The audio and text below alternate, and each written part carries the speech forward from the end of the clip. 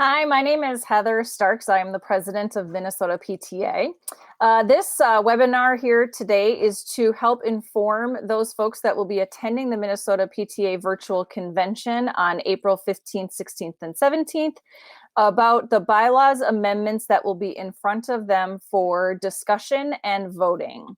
So I'm going to turn it over to Christine Janetto, Minnesota PTA Bylaws Chair, to go through each of the amendments in detail. Thank you, Heather. This is Christine. First slide is Minnesota State and Universal Bylaws and where to locate them online. So the changes that will be occurring, or the proposed changes, are at these two websites, Minnesota State Bylaws and for the Universal PTA Bylaws. You will also find emergency COVID bylaws and standing rules for you to download for your unit at the bylaws-2 website.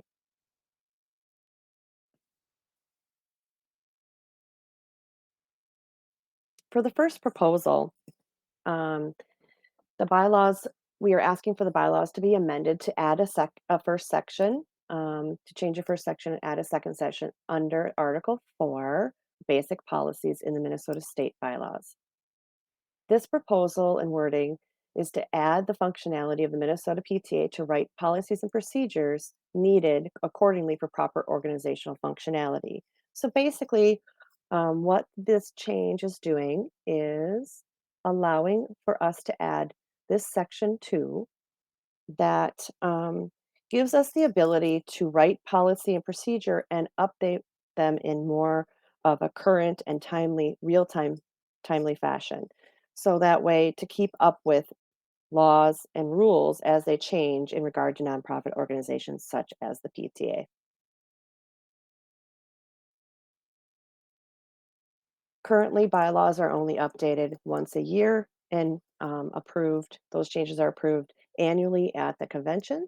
So being able to stay in current status will make it a lot better for our PTAs to be able to follow.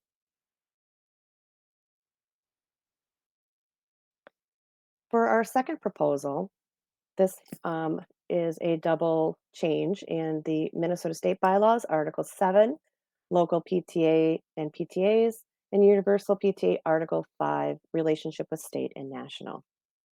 For this change, um, basically, the first change is just to update the wording to reflect proper naming of the Universal PTA Bylaws. So this is really a typographical change to make sure that we are listing the unit bylaws by its proper name. The second change that we are proposing, or amendment that we are proposing, is changing the due date for our PTA units for their officer lists. This due date change from June 15th to as determined by the Minnesota PTA policies and procedures will allow for an easier transition for PTAs to hand everything in all at once and not have a varied due date. So, for instance, other information has to be provided to the state, maybe August 1st or September 1st. So, we would like to be able to include this one due date in with the back to school communication that's sent to our PTAs instead of having them have to have things due multiple times during the summer or during the year that may make it harder for them to do paperwork. So, and then the Universal PTA bylaws, we are changing section 13 to match the wording in the state bylaws. So this change is just so that we match with what the state bylaws change has made.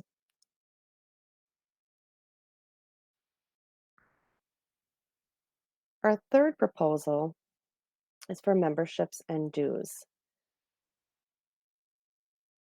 This new section 10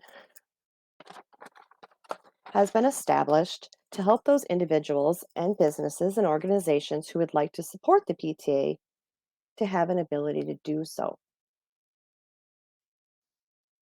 Supporting members have the ability to participate in state and national PTA events, such as reflections.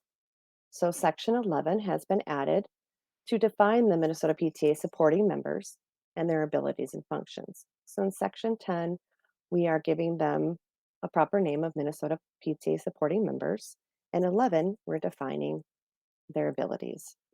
So this would help those who don't have a local PTA unit in their city or rural areas who want to become a supporting member, um, and still have the ability to participate in PTA functions.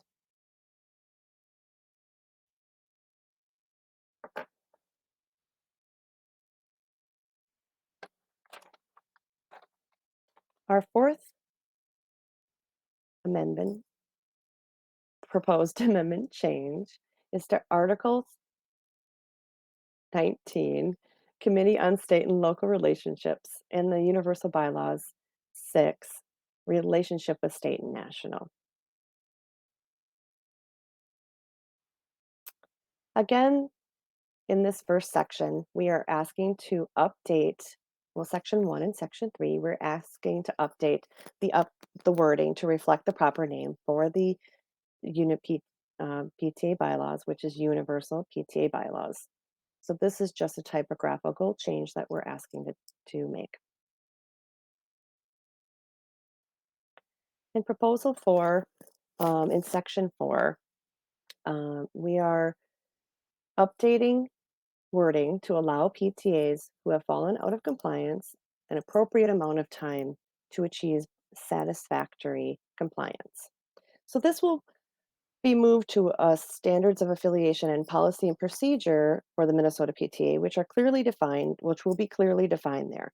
This gives the ability um, to stay current with, again, with rules and regulations, and gives the ability to work with the unit's individual needs to better assist them.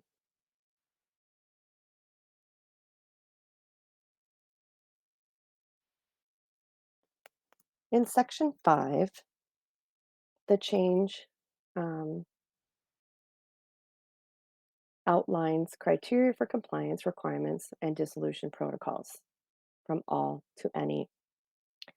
Changing the wording to any gives the ability to work with each PTA in a case by case basis and protect the PTA in the event that they need extra help or maybe have their PTA used inappropriately.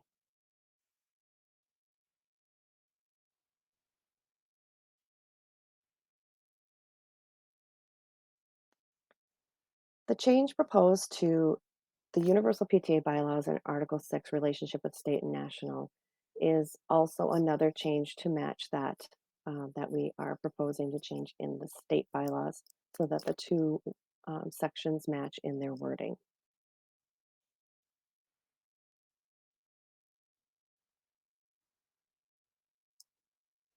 Is there any additional questions or ideas that you have that you'd like to contact and ask? Please do so at bylaws@minnesotapta.org.